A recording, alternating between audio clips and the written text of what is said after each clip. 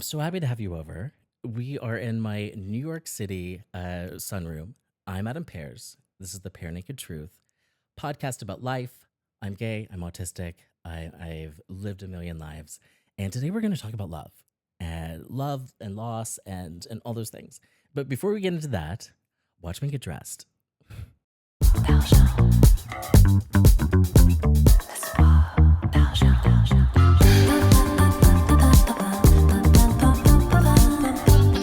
Toucher les astres et les nuages.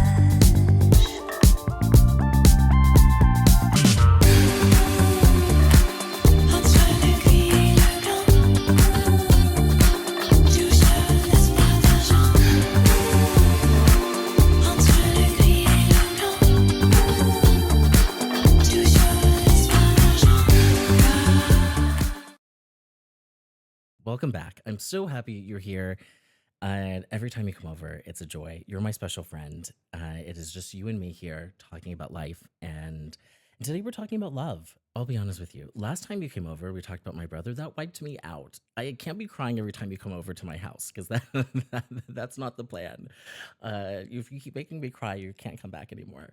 So this is the thing. So because I told you, I didn't tell anybody that I was autistic, and I had forgotten that I had gotten a diagnosis like long before, which it's funny because I was thinking about that today, about if I were to have like told most of the people that I was with at the time, probably would have added an insight that would have been helpful. But I also don't want it to undermine things because I feel like when you say you're autistic, the onus is now put on me that it is my fault that I'm being hypersensitive as opposed to the actions that are making me react some way, and I don't like that. I don't like that at all. But I mean, I do also have to take into account that sometimes the problem might have been me, which I own. And even then, I had a whole lot of other issues that weren't part of the autism. I'm going to start with my first love. So Curtis is the first one. German number two is the second, and then we're going to end with Sonoma Buchanan, the first like traditional boyfriend that I've ever had. Anyway, so we're gonna cover those three. So I usually date older men. I have most of my adult life, with like just a couple exceptions. At the physical therapist, and because I talked to her, I told you that I was in a bike accident. Anyway, so she was asking, why do I see these older men with younger guys, or like older women with like younger? And she was stating that she sees that combination a lot more than she does with heterosexuals. And and first I thought about it, and so nobody teaches you how to be gay when you're young. And I'll speak to my experience in my first love, Curtis. I was 18, he was 45. So this is the summer before I was going to start my freshman year. And I met Curtis, and it was it's to this day, I think I could say it was like one of maybe two of the older relationships that I cherish so much because I learned about the world. I learned about being gay. I At that time, life seemed so black and white. No pun intended for with that. But answer seemed absolute. I knew the plan for my life, and I knew what was acceptable and what wasn't in society. I think I was still voting Republican at that time, that I had started in high school, like the Young Republicans league, that I had very clear ideals about what people ought to be doing. So when you're dating someone, you're getting a peek from a vantage point that you wouldn't otherwise have, of a life that's been lived differently than maybe you knew was possible.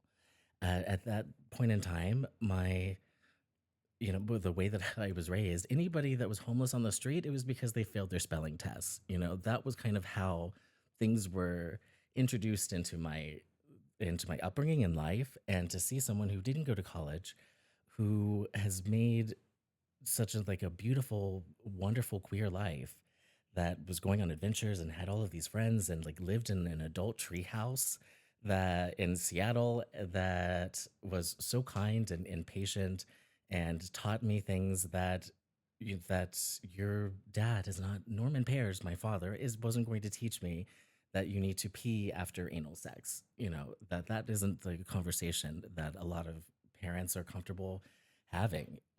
My dad, my dad didn't have the sex talk with my brother until after he discovered him with a girl, and then tried to have it. My brother's like, "What are you talking about now?" So it's not something that's openly talked about or shared.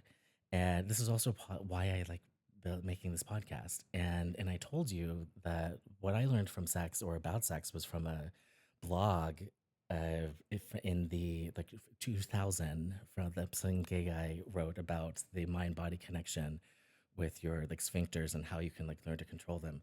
I learned that from a website, and anyway, so when you're dating older guys, let me like just glance at the notes to keep me on track. Yes, yeah. You also build a creative network of like older, more experienced men in your life that, if they're good guys, can be advisors, uh, and have a wealth of experience that I couldn't get from my peers. And also becomes more important if you don't have responsible adults in your life, which I didn't. So that was Curtis. Curtis was also the first one that met my dad.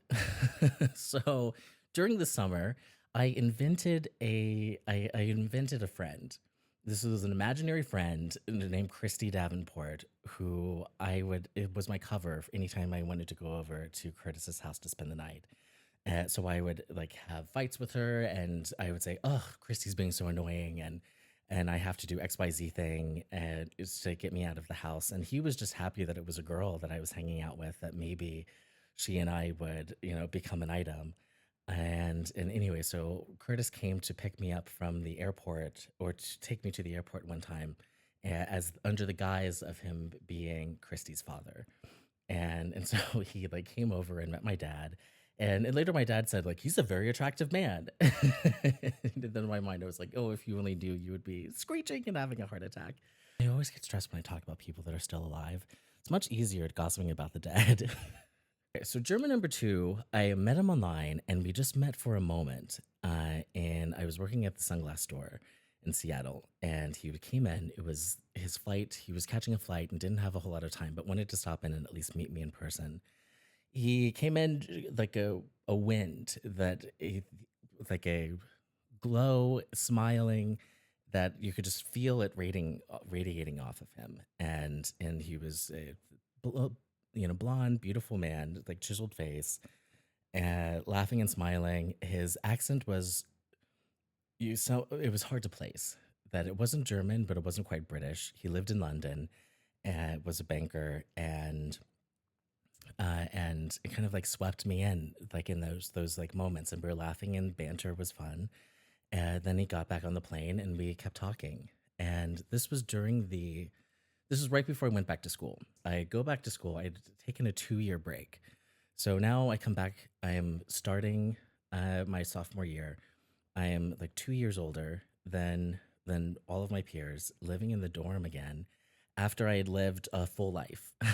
This is like after going to recovery center, falling out like with my dad like permanently, and having to survive like a raccoon, in San Francisco, not San Francisco, in Seattle, just making my way and figuring it out. So I had lived an adult life, and now I was back to being treated like a child around children that couldn't do their own laundry, and it was isolating. So there was a deep loneliness that came from that, and as well as not having a whole lot of like out people that were dating, at the time. So I was kind of by myself. So I was talking to German number two, and it was just like a light that I would look forward to every day on my computer, of us like FaceTiming, and he was there for me when I felt like I didn't have a whole lot of people that were there and that I could tell everything to, and he wasn't judgmental about anything, and could make me laugh. And even when things were heavy, which just also ended up being, like foreshadowing to not being able to talk about serious things which was an issue with the relationship. So let's fast forward. So we're talking and trying to figure out how we're going to make this work because I was committed. And I was like, you know what? Why don't you come down to Washington D.C. and we'll plan a trip. I'll introduce you to my uncle. I told you about my uncle has like the largest black art collection in the country and lives in DC and Virginia. So I was like, we can stay out there. We'll see DC. You haven't been before, and we'll have a great time. So we make the plan. We're going to DC to visit my uncle, and from the beginning, he was telling me like what he wanted. We needed a car because it's not like a public transportation city, and we were going to be living or staying out in Virginia with my uncle, and he was like, "Oh well, I want an SUV." And German. I want a German SUV, and I'm like, okay, great. So I scouted the rental places before, picked the SUV that met the criteria, and anyway, so I go to pick him up from the airport, and it's just a production from the beginning. He gets off and has like maybe three carry-on like Louis Vuitton luggage luggage bags, and I'm just kind of looking like, oh, why, how did you get all of that on the plane? Like, I don't understand how you took so many carry-ons on. But this is like part of his personality because he's like, because darling, I wasn't going to check my bags. And I was just like, okay, I don't know how you did that. But anyway, we're going to the rental place. He just throws his bags in the middle of the floor, just like comes in, drops them in the middle. Everyone's like walking around them. And I'm like, what are you doing? And he's like, oh, well, let's go check the cars. And I'm like, well, here's the car that you said that you wanted, that meets all the criteria. And he's like, well, there's so many. I need to go up and try all of them. So he's jumping in and out of the cars and he's like, well, how about a sports car? And then I'm saying it's like it's already 100 degrees outside. We can't like have a convertible right now. It's like, what are you talking about? He's checking the mileage, asking. There's like three people helping us. He's jumping in and out of the cars, inspecting them and saying like, oh, this one's scratched. And I'm like, does it matter? We're only gonna have this car for 3 days. Why are you asking about the mileage? And so we spend 90 minutes going. He's going in and out of every car only to get the car that I had picked out when we first got onto the lot. So then he's just like, well, this is the best. And I was just like, this is the one that I said. So anyway, so it's a Mercedes. It's a G class, but not a G wagon. I can't think at the moment right now. I'm a little frazzled, but it's the one that isn't a G wagon. And so I said in the car, I really like the G wagon. He's like, well, they don't make those anymore. And I was like, yes, they do. They do make those. And then this is like a thing with me that I like. It's a trigger every time when somebody is wrong and then is like patronizing, to me, that it gets me. I can't stop myself. So he's like, sweetie, I'm German. I think I know about German cars. And so that's when I'm looking up to show him. I'm like, I build these cars literally every day. Like, what are you talking about? This is like when I'm stimming and trying to calm myself down, I am building the cars online. Like, what are you talking about? So we're going back and forth, and we miss the exit to my uncle's house. So for those of you that don't understand Washington D.C., they're living in Great Falls, and we were at the Dulles Airport, which is it should have taken us like maybe 20 minutes on like a back road to get back to the house. Instead, we missed the turn, and it's during rush hour onto the Beltway that we have to now loop around. we have to like loop around and come back because we can't. Yes. So this whole thing, it took us maybe 2.5 hours, wherein it should have taken 20 minutes because we were bickering and like took the wrong turn, and then now it's like 2 hours later. The whole time we're fighting, and it was just like constant. And the annoying thing was that he thought that he was just being playful, and I'm telling him, you're playing too much. Stop it, hitting all of the annoying things that I like could not stand. Like, I hate being underdressed, and that he would insist on going to like a nice steak restaurant when he's wearing like hot shorts, like the shortest shorts, with coiffed, with his like coiffed hair, saying that Frederick Fekkai himself like cut his hair, and just like running around with a ton of energy. being annoying, and I'm just trying to be like, oh my god, like what are we doing? Like why are you asking all these questions for these people and making them move tables? So then we get there, we're underdressed, and then these steakhouses have like all like old people in Washington D.C. Like DC can be very stuffy, and I'm like, why are we eating here? Anyway, so we're like doing all of this, bickering. He's dragging me around to all of the museums and like, but running through them, like not even like taking it in. It's just like check, and then he's just running and talking. And later I was like, "Are you? Do you need medication?" I was like, "Are you on drugs?" And he's like, "No," but he would tell me before, and I thought it was cute that he would go out dancing to like burn energy off and like at night, because he would just go out to the club and dance because he was just hyper and needed to do that before bed. Yeah, so he just had a ton of energy all the time. Oh, this was like one of the annoying. So this is like day 3. We're in the house, and I would just hide in the bathroom. I would just hide in the bathroom because it was my uncle's house is like large, and so I'm in like a powder room, just trying to like collect myself, and I just hear my name being screamed across the house. He's calling for me, Adam. Where are you? Where are where are you? Where are you? And I'm just like, I'm here. What do you need? And he's like, oh, I just wanted to see where you are. And I'm just like, oh, can you give me a moment? Can I hate like that. I feel like that is like a marker of anyone. If you're hiding from your significant other in the bathroom because you just constantly need breaks, you really need to reevaluate the relationship. And this is also a theme. I have to remind myself. I just thought of that now, and I need to like put that on the wall. It's like if you're hiding in the bathroom from them, then maybe you shouldn't be dating. So anyway, so we do all of this, and now the plan is to go to Ithaca. So we're gonna catch a flight from Washington D.C. to Ithaca, and then there it's like spend a little bit of time on campus before he went back to London. So we're at the airport now, and we've been fighting for like just bickering all day long. So he's like, sweetie, do you want a coffee? And I said, yes, I would like a latte, but tell them no foam, because this is also like 15 years ago, and it was just like foam and everything there. And he's like, lattes don't have foam, and lattes don't have foam. And I'm just like, well, they do. And he's like, have you ever been to Italy? In Italy, and I was like, I don't know. And so by this time, I'm like yelling, because I've like had it, and I'm just like, I don't know how they do it, but I do know how they do it in America, and that's where we are right now. And I said I don't want foam in my latte, and then we're just going back and forth, and then I'm just like, I'm going to the bathroom, and I like go to the bathroom. When I come out, he's furious and like shout, and I'm just like, what's going on? And he's like, the plane left without us, and I guess they were calling our names, but we didn't hear them because we were sitting right at the gate.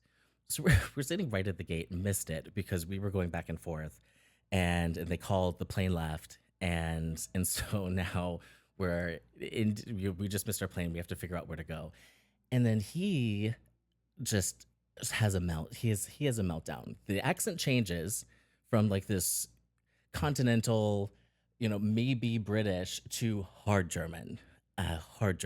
And so we're standing in line now to the reticketing agent, and there's an Asian woman at the front of the line, and the line is like full of people that are frustrated, like because they need to be rebooked, and this is the rebooking agent. And so the woman at the counter is asking questions about like sightseeing, things. German number 2 starts ranting, and it's full on like auf Deutsch.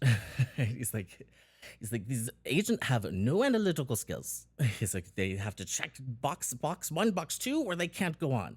They do if there's nothing there, and I'm just like, oh my god, I'm like, lower your voice, lower your voice.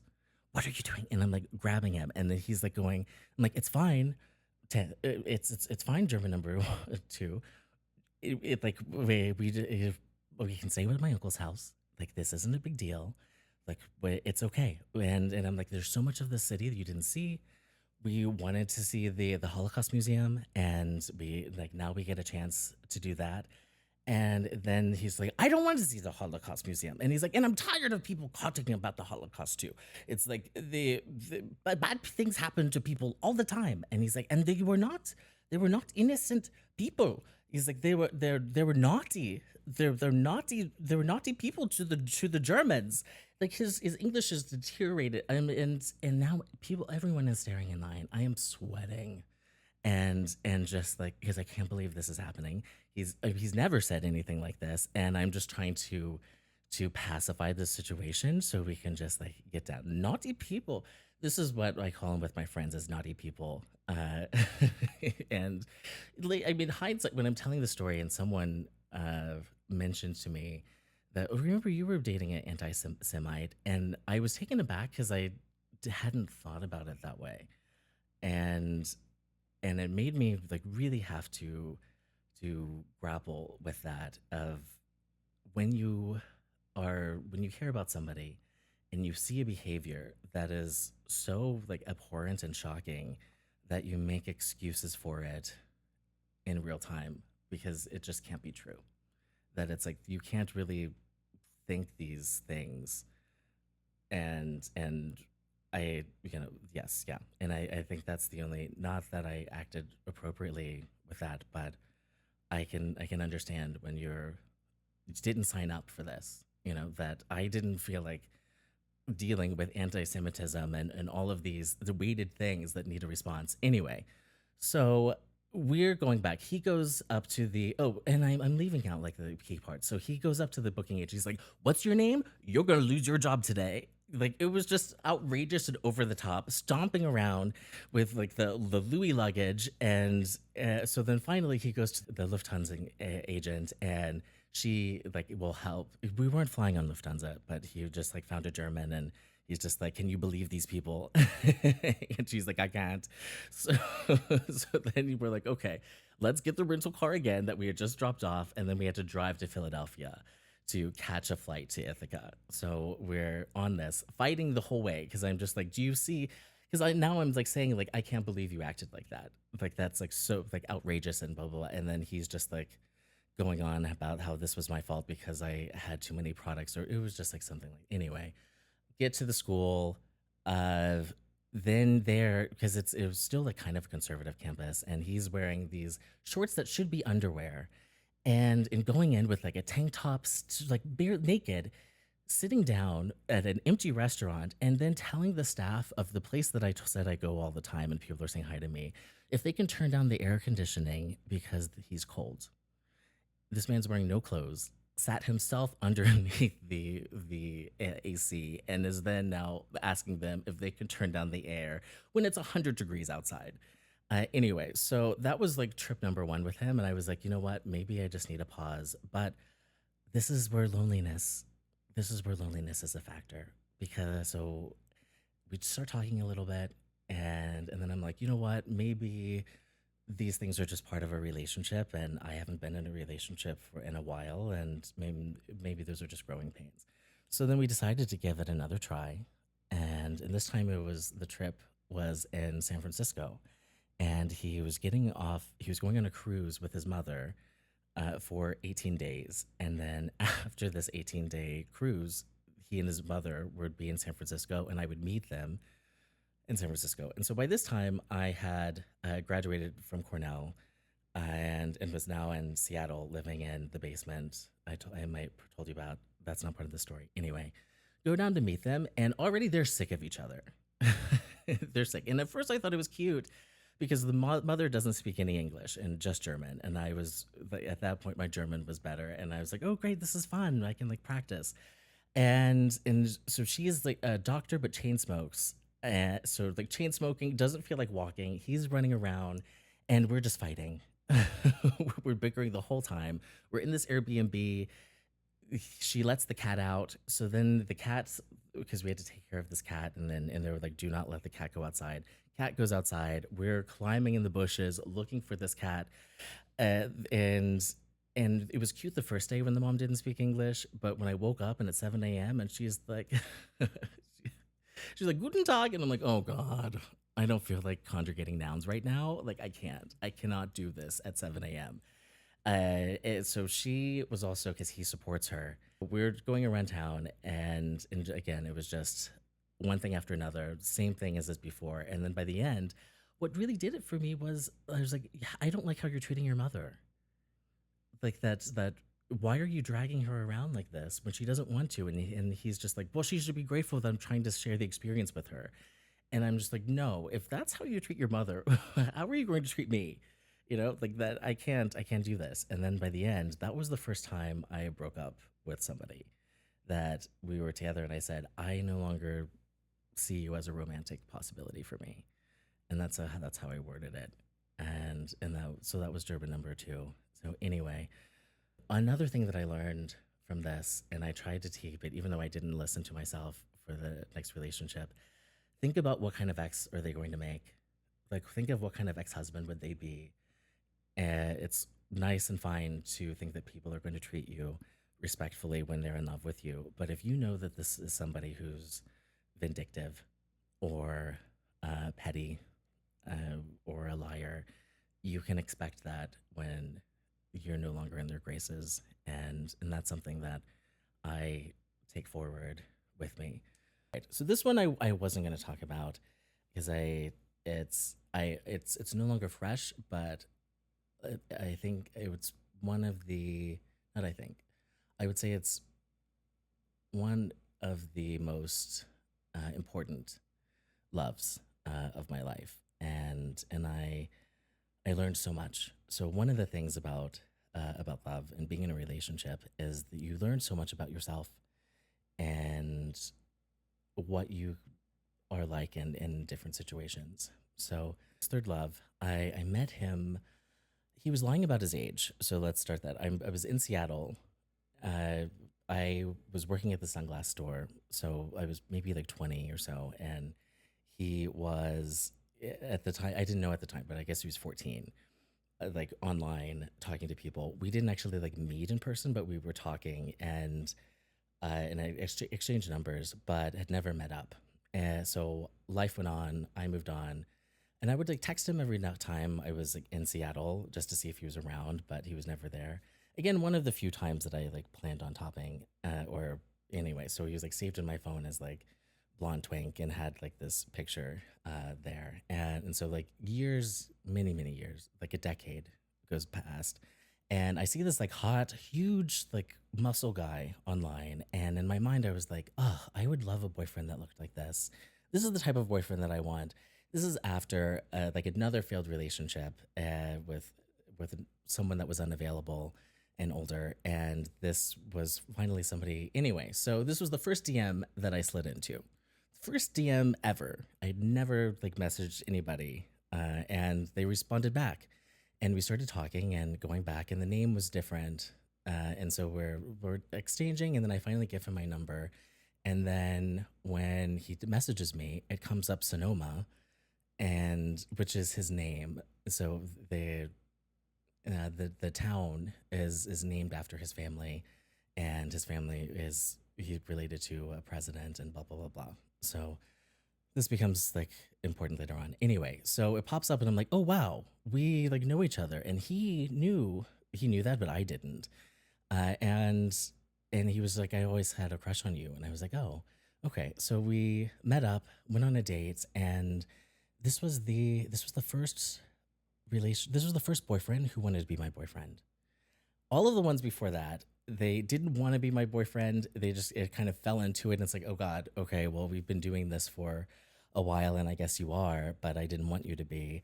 This was the first time where it was not only reciprocated, but that someone was totally devoted and like into it, and it was the first time I had felt that, and he was beautiful, and I would get butterflies, and when we were together in these moments, it just felt so special and magical, but it was just a mess from the very beginning, and it was a mess from the very beginning. His life like wasn't quite where it needed to be. He was in a transition point, and at that point in my life, everything was going pretty well.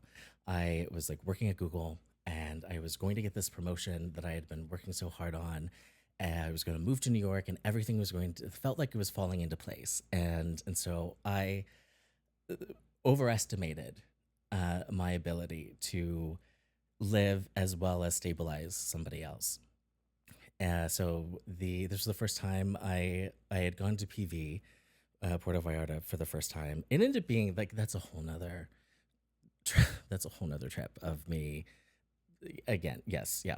Puerto Vallarta was a mess before he even got there. I was like on a boat, passed out on a boat, then got up and then passed out again. It was a mess, a disaster. Tried to leave the boat and forgot I was on a boat, and that's a whole that's a whole thing. So flew him down to Puerto Vallarta to be with me, and it was our vacation, and I fell in love with him. He was funny and could be kind, but was also explosive, and would have these like huge meltdowns. That it was probably the first time that I was fearful of a partner too. That I'd never found myself in a situation like that, and never imagined that I could be in one. And it's tough because when you know that something isn't right, but you love somebody so much and you want it to work so badly. I wanted it to work so badly because I was lonely at the time. I was in San Francisco. All of my friends had left. This is like 2021, 2022, and all of them had left and moved to New York. So I was in New York, or excuse me, in San Francisco for the first time by myself. My friend group had left completely, and now I am living alone in this two-bedroom apartment with like no friends, local in the city anymore. And so I said, "Hey, this was the first guy that I ever lived with," and I was like, "Why don't you come move to San Francisco? We'll we'll test it out, and if it works, I'll come back and we'll live together in New York." And anyway, I'm not ready to share about like everything about this, but things were falling apart like really from the first week that he was there. I realized like, oh, I thought that you had made arrangements to stay in San Francisco, not that you hadn't told, because he had free housing in New York, and didn't tell them that he was moving to San Francisco for the summer and just planned on popping back because he was living in this like massive penthouse, dilapidated, empty penthouse. But he was like, "Oh, I can just pretend like I'm there," and I'm like, "No, like don't do that. Like you don't want to lose free housing in New York because like who knows about this." Anyway, but the whole thing, the I'm trying to like I want to make you understand how it's one thing about love is it's complicated that you can. I'll fast forward. So okay, so I think let me just tell you. I'm going to speak plainly of like why this is so hard. I've never I've never had a relationship that there was an abrupt end, that it ended when I didn't want it, where I hadn't planned on it to, that there was an incident, and and I couldn't get past it, and that it was not something that could be moved past. And then when he said, "I would break up with me. Why are you with me?" And then I'm just like, "Oh my god, why?" And it's so isolating when you put yourself into those situations when you can't tell your friends because they don't want to hear about it, and it's embarrassing to even say that you're putting up with like certain things. And uh and so there was hard. So the last time I saw him, he was throwing my luggage into the gold elevator of Trump Tower, and then said happy anniversary, because I didn't realize that it was actually the day that we had met, and it had officially been a year. That wasn't planned. It was just like it just happened that way, and that was the last time I saw him, and it's hard because I you can know that something wasn't right, but I think about him every day. I think about him every day. This was the first relationship where I was financially more stable than someone else, and realized that in that dynamic, what works and what doesn't, of how it feels to provide, but then also when the expectation is there, and that I couldn't quite get that before, whether it was like my parents or some dating someone older, the difference between providing as opposed to being expected. Example, we're in Whole Foods, get dinner. It was tortilla soup. So shopping around Whole Foods, and he's loading up the cart with energy shots and like random snacks that I don't even eat. And then so we get there, and this bill is 200 something dollars, like $100 over what was expected. And then I get out and I stop him and I say, "How did you expect to get out of the door?" And he's like, "Well, I would pay you when I could."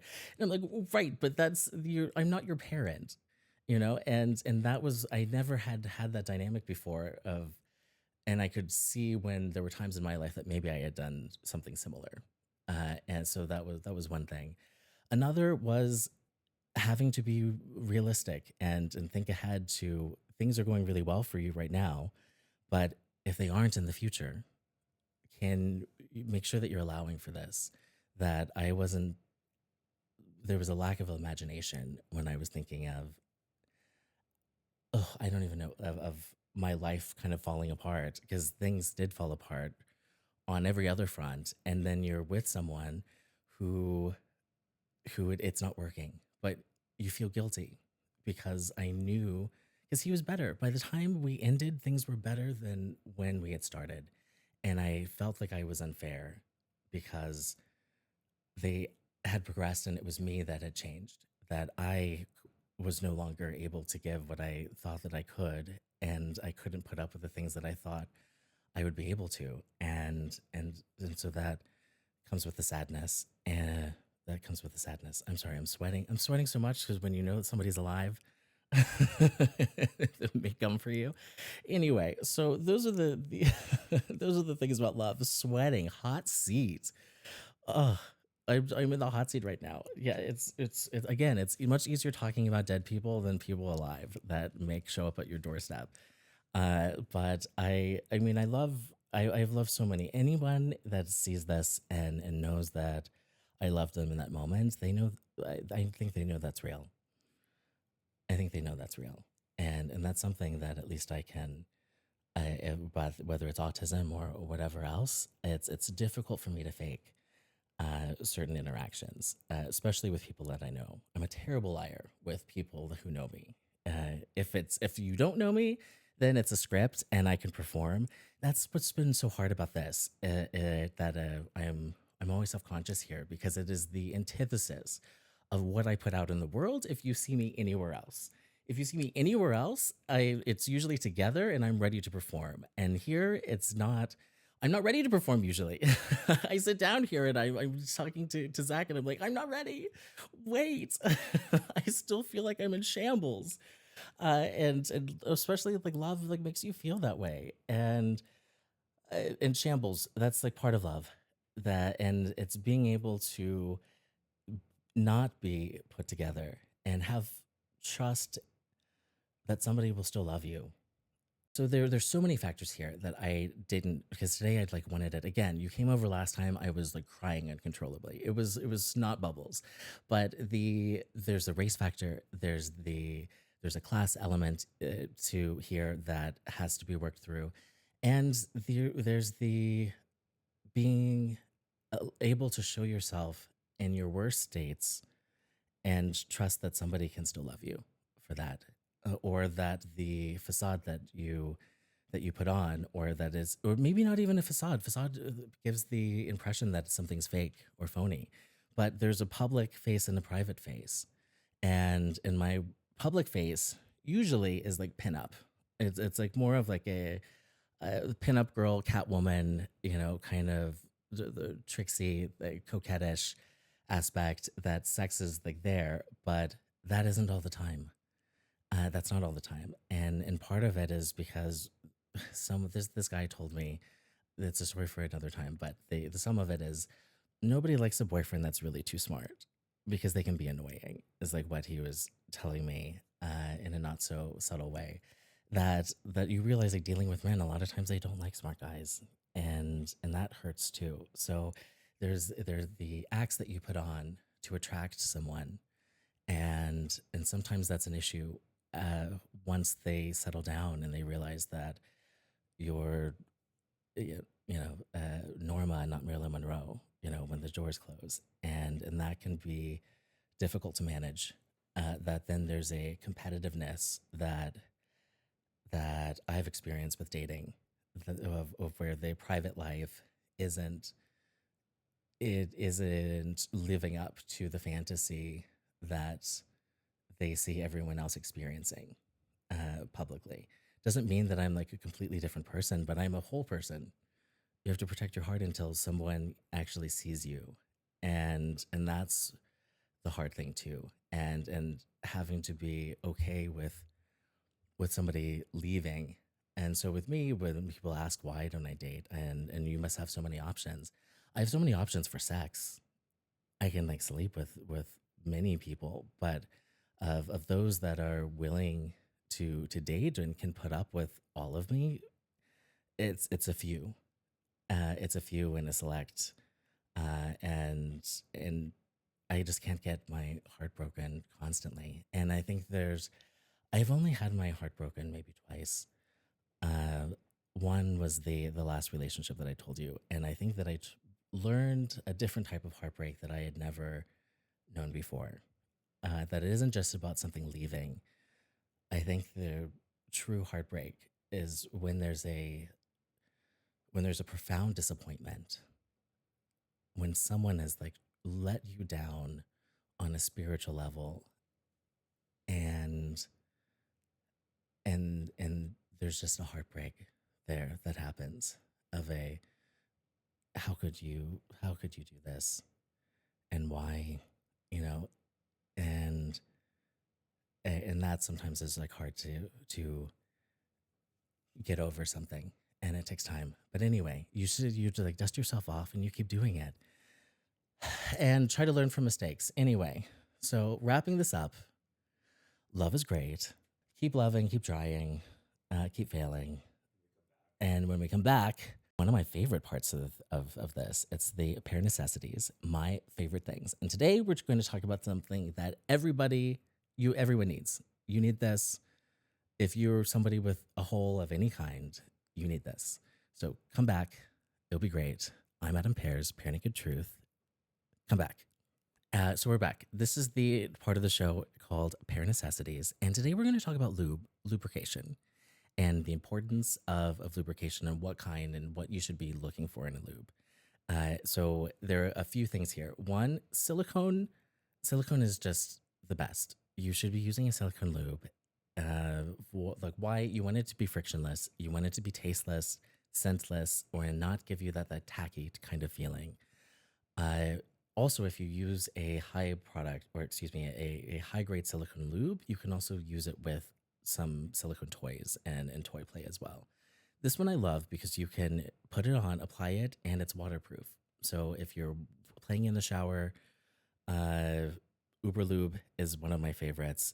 When I was, again, I told you about how I had my hole reinstalled, and now I have this like $100,000 hole that I had to be like more careful of the products that I use internally.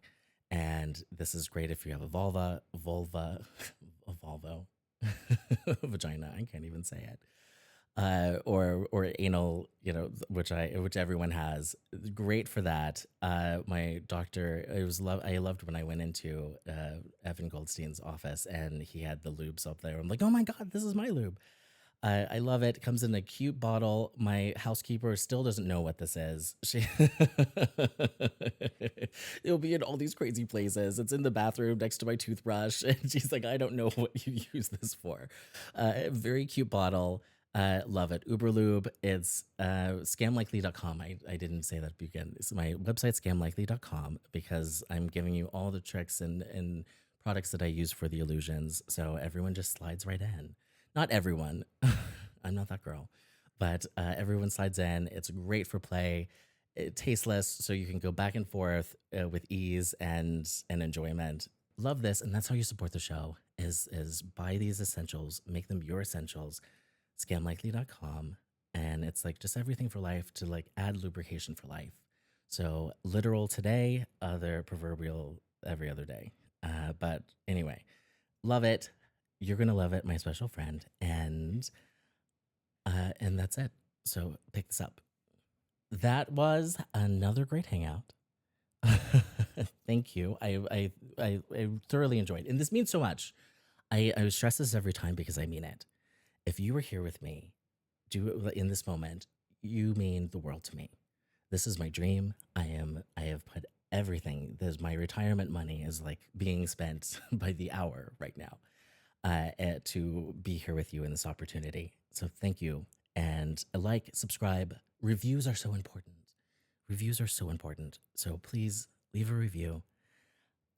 It takes just a second. I'm Adam Pears. This is the Pear Naked Truth, a Scam Likely podcast. And I'll see you soon. Take care of yourself.